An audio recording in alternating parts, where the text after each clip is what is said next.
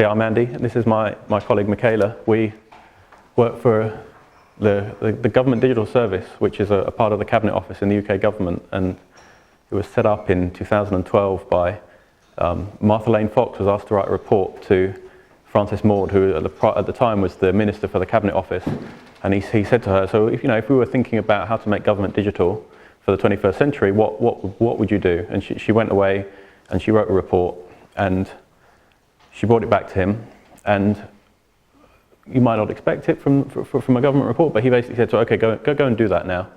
And as a result, Government Digital Service was formed, which set about transforming GovUK website, making that accessible, making that understandable, starting to put guidance on there, starting to put services on there, so you can kind of go and renew your car tax on there digitally now.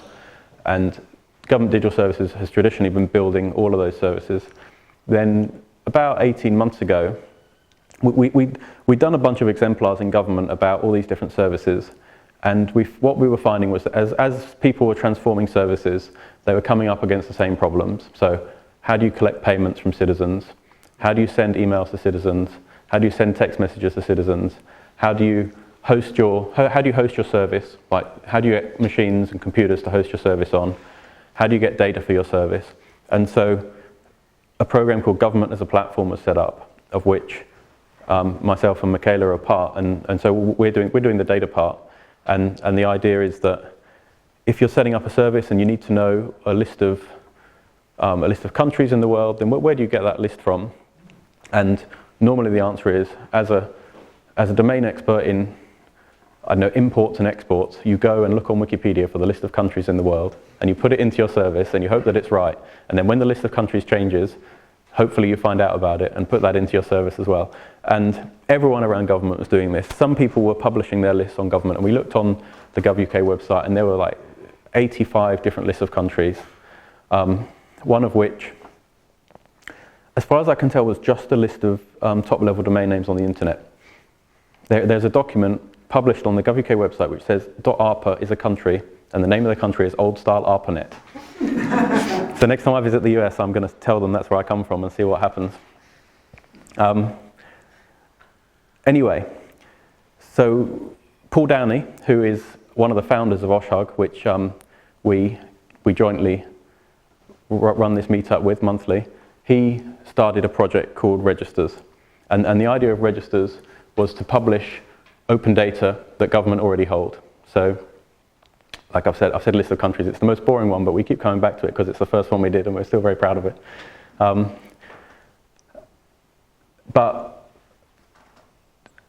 So all the data that we're publishing is open data. It's freely available. We're publishing it under the Open Government License.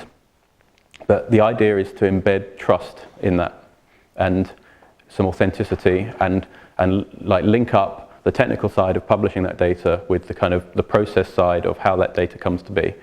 And so we embedded quite a lot of cryptography in this open data to do that. And so registers are these authoritative lists of data that you can trust.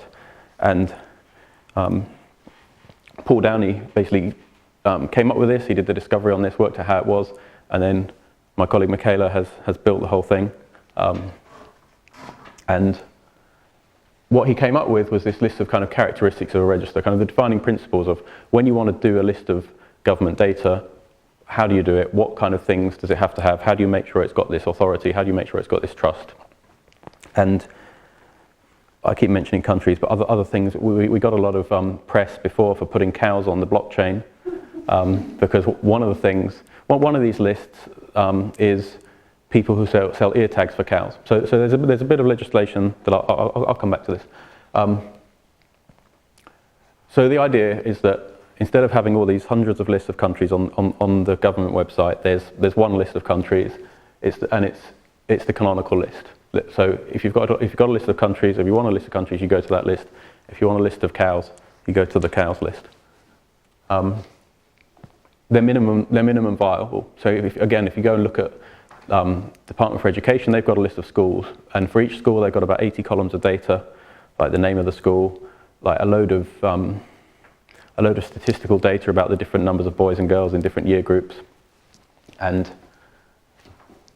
there's no one part of government that really kind of deals with all of that data. The Department for Education deals with the schools, the Office of National Statistics deals with the derivative data. So the idea is we'll make them as thin as possible so that they tell a story about one specific thing, and then if they need to reference something else, like maybe a school is in a local authority, it needs to reference the local authority it's in, then you just link to the list of local authorities. You don't duplicate the data.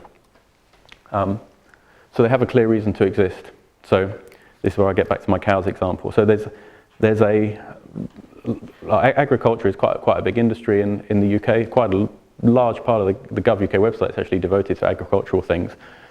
There's a piece of legislation. If you go and Google in legislation.gov.uk, you'll find tens of thousands of places in statutes of the United Kingdom that say the Secretary of State for such and such shall keep a register of things. So one of the things is a Secretary of State is required to keep a list of vendors for ear tags for cows. So when cows are moving around the UK, you need to be able to identify which cow has been where, and the way you do that is by putting an ear tag on it. And there's a list of people who meet the quality guidelines for issuing these ear tags, and that's used to control things like the spread of animal diseases and this kind of thing. So you work out why you need your list. They're live lists. So again, if you go to the Gov UK and find all the current lists, there's PDFs, and they're very difficult to use. You can't read them in your service. You can't do a machine readable version of that PDF. And then if it changes, well, you've got to get a new PDF, and you don't know how often that's going to happen. So they're live because we keep them up to date, and you can get the changes, and they're usable because they have machine readable APIs attached to them. So they use standard names. So this is all about ontology, I guess, and we've drawn a lot of, or Paul has drawn a lot of principles from things like the semantic web and things like relational databases and things like graph databases in order to put these characteristics together. And one of these ideas is that if you see something in one register and it's got the same name as something in another register, then it's the same thing. So everywhere you see a country, you know that that's the thing you can go and look up in the country code register. Everywhere you see a local authority, you know you can go and find more information about that in the local authority register. And you can prove integrity. So the idea behind this is that there's a process that's gone on there. So if you're a vendor who wants to issue these cow tags, you want to set up a business to build these tags for cows, you can understand what the process is. Like you can go on the website, you can find out what the rules are for becoming an approved vendor, and then you know that all the people that appear on that list have been through that process to a certain degree. And so, if someone's gone on that list and then been taken off that list, you can see that. And so in the example where you make a business decision based on that, maybe you buy one of those ear tags, and then that vendor comes into disrepute and goes off of the list. If you're challenged saying, oh, you bought an ear tag from an approved vendor, you can actually go back and you can see that vendor, at the point where you bought them, was on the list and that you actually acted properly. So it's very important that you can't, even the government can't kind of change the history of what the process was in the past. And so we can kind of give you trust in the fact that the process is followed, and you can verify that. And then this idea that not all data is open. So if you go and look at something like the land registry, they've got land records going back for several hundred years about who owns which bit of land and what they paid for it and what they did. And this is just quite a stark example, but basically every single data set we found has slight infestation with personal data. So if you go and look at the land registry record, it's ostensibly open, but it's very difficult to get access to because you can't just make an API call or look it up on the web. You've got to send off a application to the land registry and ask for it, and they charge you an administrative fee because it costs them money to do that. So if you want to find out something because you're buying a house, it's quite low. You can just pay the few pounds that it costs you and you find out the information. But if you want to do it for all of the plots of land in the UK, then there's kind of a process barrier there where you're going to have to spend a lot of time and money to do that. If we publish these lists with machine readable APIs, suddenly it becomes very easy to download the entire list and then make a reverse index of all the richest people who own all the biggest plots of land in the UK, and then mount phishing attacks against them. So maybe you send them a very specific email like, hello, Mr. So-and-so, we know you own this piece of land, it's time to renew your tax, come to this website, type in your Google password and you can renew it, and so you can mount these very specific attacks. And so they're infested with these little bits of personal data that you don't necessarily want people to get access to. So we kind of recognize that there's kind of this spectrum of openness, and everything's hard apart from the really open stuff. So we'll start with the open stuff. I'm actually involved in another project at the moment about the more private data. And eighth, they contain just the facts. So if you've got a list of schools, it's just a list of schools. If you've got, if you want to know some derived data, like the statistical makeup of boys and girls in different year groups, then you have to calculate that yourself for your own specific needs from other data. It's just the kind of the facts that come out of the end of a process of registering something in government. And they have a custodian. And this is one of the key points, is that we've got a list of data, we've got a government process, there's legislation involved, there's kind of lots and lots of things working together to make a thing happen, and it's kind of quite difficult to work out who's responsible. And so when we find a list, we find a single named person who is the custodian, whose job it is to make decisions about that list. And so, for example, they have to be quite a broad person. So, for example, we found a guy for the country's register called Tony Warren. He sits in the Foreign Office. He sits in the Foreign Office deciding when the UK recognises a company. He sits on the ISO committee, which decides what the two-letter codes are for countries. He sits on the permanent committee for geographical naming, and he has operational power to decide in the department, and he has input into the legislation and the process that backs up that process. So he can actually be responsible for, okay, so this set of things is something that we can actually decide on, and if we can't decide on it, then we know how to get it changed. And in other departments, that's been much more difficult to find. Some other departments are a lot more hierarchical. You've got a lot of people making operational decisions that don't necessarily have policy responsibility, and really, we found it's much more difficult to get consistently reliable, trustworthy data when there's not a single person who is actually calling the shots. So that kind of links up all the technical aspects, all the process aspects, and all the data aspects of the register itself. So those are the 9 principles that we base registers on when we make them. Like I said, the first one that we published this one in February 2016. It's the country register, the list of countries that the UK recognise, officially recognise.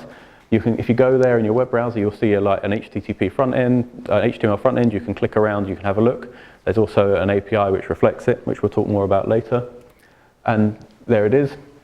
So here's the data we record about countries. We require the 2-letter ISO code, which is quite a common standard for country names. There's a few people, like the Olympic Committee, who use the 3-letter code, which, like, when you see Olympics on the TV, you'll see like GBR rather than GB for Great Britain, or USA for America, or US in the 2-letter code. There's the name we know it by, like the Gambia, its official name that it's registered by, like the official Republic, the Republic of the Gambia, the name of the citizens that come from there, Gambians, and then the start date and the end date. So there's a bunch of countries around 1989 and 1990 which ceased to be, like West Germany and East Germany, and a bunch of new countries that came into being, like the Federal Republic of Germany and Czechoslovakia and countries like this. So that's how we denote when they, when they change status. And the custodian, this guy Tony Warren, we say who he is, and we tell you what the country code means. So it's the 2-letter code from this particular ISO standard. You can go and look that standard up, and then you can understand what that code means. And then you can get a copy of the data, or you can have a look at it like we just did.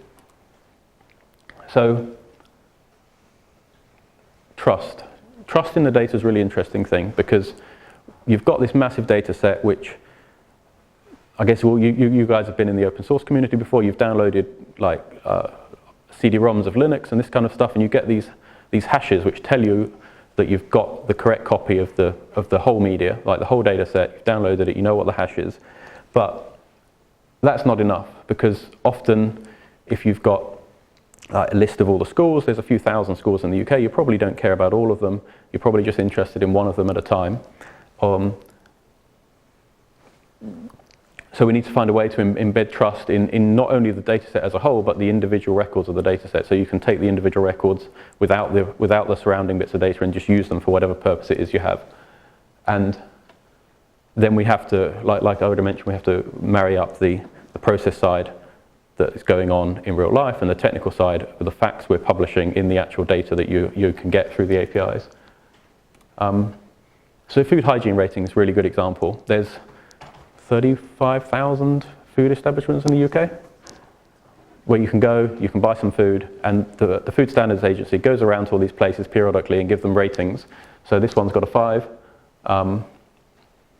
You might choose to eat there if it's got a 5. If it's got a 2, maybe you'll go somewhere else. But when you're doing that, you don't want to download the entire list of food ratings in the entire country and verify that that's the right data set, and then verify that the restaurant you're interested in is in there. What you want to know is the one I'm about to go to, is that a bona fide rating, or did they just make it up? And it's kind of a straw man, but there's other things you might want to do around businesses. So if you had a list of businesses in the UK and you were going to do some business with one of them, you'd want to just know the particular facts about that particular business that you're doing your due diligence on. And so Michaela is going to talk you through some of how we actually build the tech to actually allow you to find out that trust in that way.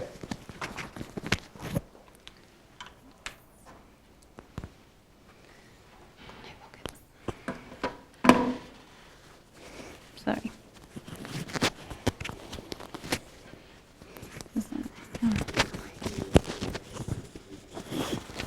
Great. Okay, I'll just try not to move too far. I don't have a pocket. I do have a pocket. I'll just leave it there. So as Andy said, I'm going to talk a bit about the tech, about how we prove things like this, how you would come across this food hygiene rating in your local pub and check that it's a genuine entry in a register without downloading the entire data set onto your phone, which would not be possible. Sorry. So we've actually borrowed some of these concepts from, well, the whole concept from a project by Google called Certificate Transparency.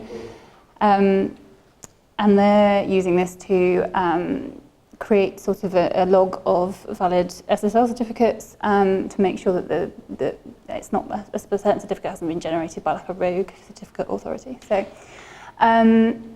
I'm going to show you an example. So certificate transparency works on a concept called Merkle trees, and we've borrowed that, and I'm going to show you an example of how we build one of those up. So this is an example of the food hygiene rating register. So you've got 4 food hygiene ratings here for 4 different restaurants. As Andy said, you'd probably go to the Toolship and you wouldn't go to Prima Donna if you saw these ratings. So we have these 4 ratings. These are entries in our register. We start off by calculating sort of the cryptographic hash digest of that content, which form A, B, C, D there. We then start building this up into a tree, which looks a bit like this. So at each layer, you combine the 2 of the hashes below to create a new one, and until you get to the very top, and you've got a hash at the top of the tree called the root hash of the Merkle tree. And the special thing about this is that if you change, if you remove anything from here, if you change any of the content in any of that content there, or change the order of any of them, your K value at the top will change, and you'll know that someone has maybe maliciously changed some of the contents of your register, or maybe. So this is what happens if you then decide to add a new entry into the register. You create a new entry for Roy's Rolls, so it's got 3-star, and you build up your tree. What's special about some of the properties of this tree is that it allows you to, you can tell quite easily without downloading the whole register using certain nodes in this tree that since downloading the register last, say if you downloaded the first 4 and you then later download the next one for Roy's Rolls, that the first 4 haven't been changed. And that's because of the way this tree is built up. So, and at the end, you'll probably sign that to prove that I, Mr. person in the Food Standards Agency can verify that I built up this register of food standards agencies. Going back to the country register, this is an example of just what the data in the country register looks like. This is the raw data, a very simplified version. So these are just blobs of JSON. Each one of these describes a country. The structure of this piece of JSON varies depending on the register you're looking at. The key value pairs are sort of fields in the register and the value for that field. The different colours here just represent that those are 3 different countries. And we call these items. We have a very specific data model in registers that allow us to build up this integrity and build the cryptography into our model. So we have quite specific terminology, and these are items, and these describe sort of the domain-specific data in a register.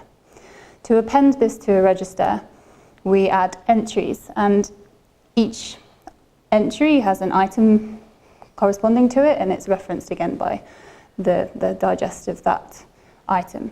And each entry is more the metadata around when that item was added to a register. So you have a timestamp as to when it was added to a register, and it has a key.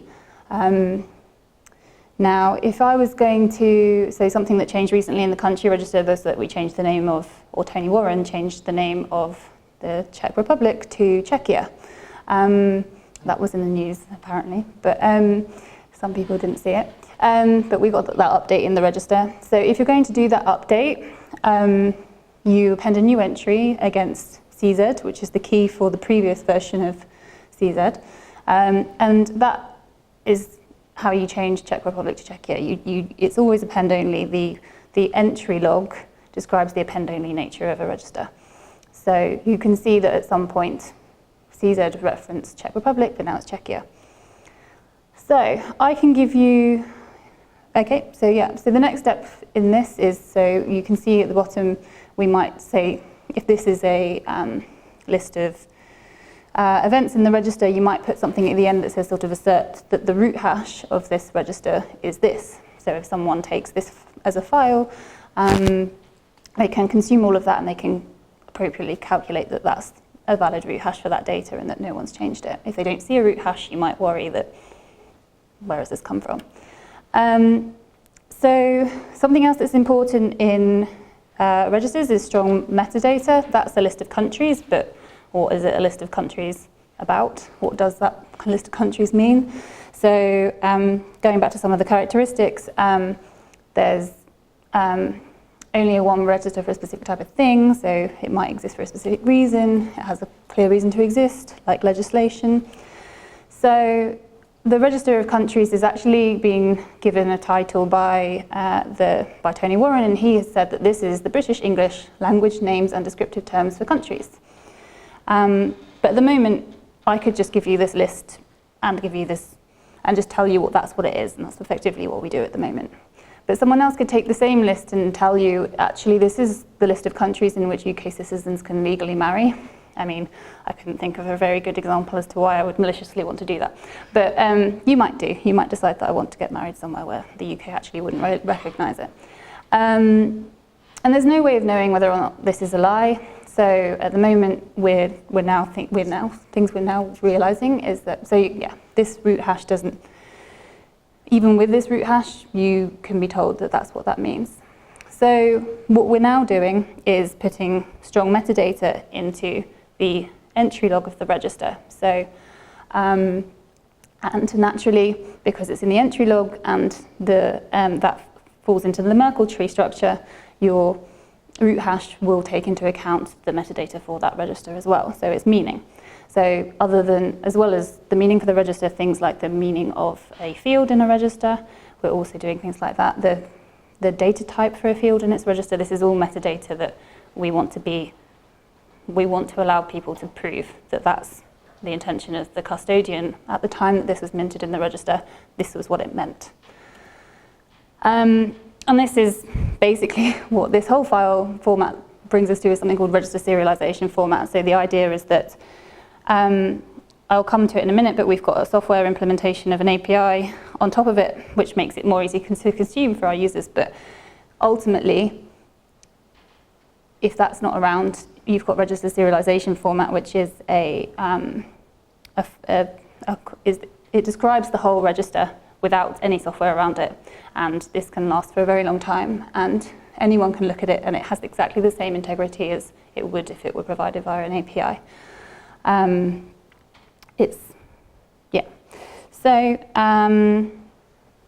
So as I said, that's entry log is quite complex. Most users in government especially will not mind so much that they will not want that entire entry log. So we've got an API on top of this that provides some methods on top of it to make it easier to consume.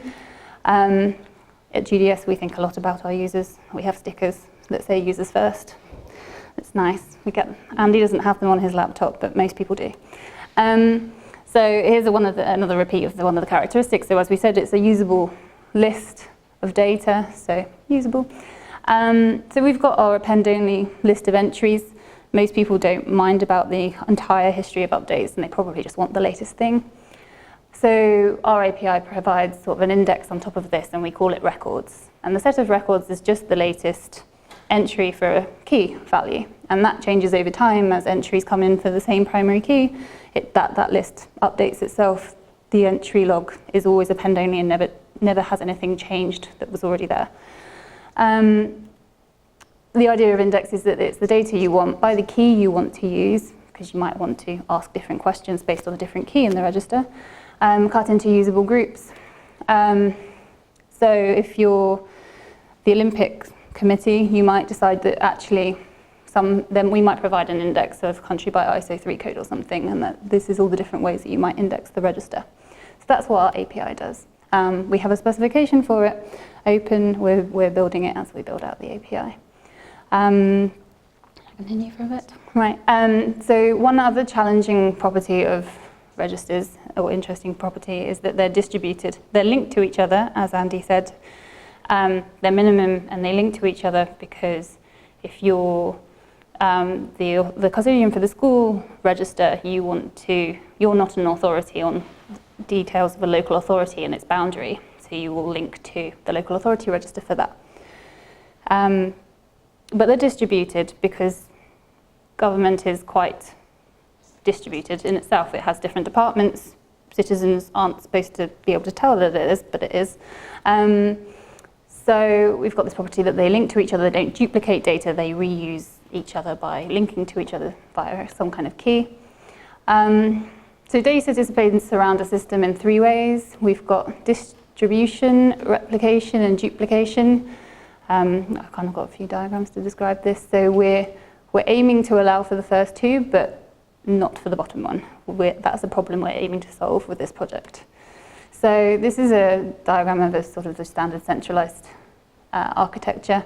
It works for most services in government, but for data, it just causes lots of duplicate copies to be stored on local systems around and people to change their own versions, so we're not doing that. This is a distributed architecture, so this is what we're allowing for. So we've got idle for too long. So country, school and local authority, we've already said that they will be custodianed by different people, different departments. They'll probably also be hosted in different places and maybe signed by different people, obviously, but they might be hosted at different places because government IT departments they like to keep things where they are. So we need to allow for that. We need them to link to each other, be hosted in completely different places.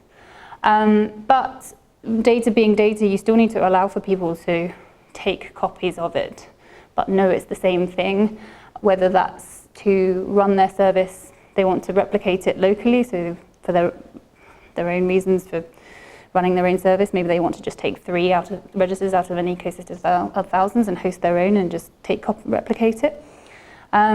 This is the duplicated sort of diagram, which we're trying to avoid and trying to solve. So you've got 3 copies of the country register, each hosted by the Foreign and Commonwealth Office, Her Majesty's Revenue and Customs, and Her Majesty's Passport Office, lots of acronyms in government.